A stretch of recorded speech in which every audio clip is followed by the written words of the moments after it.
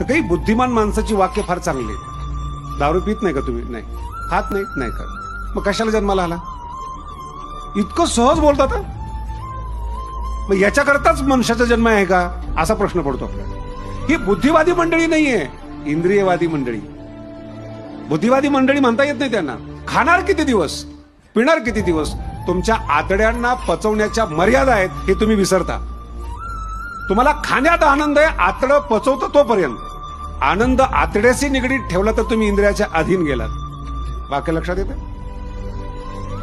इंद्रियाच्या अधीन जर गेलात, खाण्यापिणं म्हणजे काय सामान्य गोष्ट आहे. इंद्रियाच्या अधीन आहात आणि इंद्रिय सांगतात काहीच नाही जगामध्ये. आणि म्हणून ज्या जगात आपण जगत आहोत त्या जगाची कमाल पहा. इंद्रियामध्ये पुन्हा पाठ्यवे निर्माण करण्याकरता औषधी निर्माण केल्या जातात. ह्या जगात आपण नांदतो. किती मूर्खातलं मूर्ख जग आहे. आकांक्षा तृप्त होत नाही, इच्छा तृप्त होत नाही. म्हणून इच्छा जेव्हा तृप्त होत नाही तेव्हा द्वेष निर्माण होतो, मार्गक्रमण करायला सुरुवात होते. मला पाहिजे, विषय पाहिजे, पण इंद्रियात सामर्थ्य नाही. नाही, स्टेरॉइड घ्या, वेगळे वेगळे औषधं घ्या, पण पाहिजे. हा स्वभाव फार वाईट आहे इंद्रियाचा. हे विषय.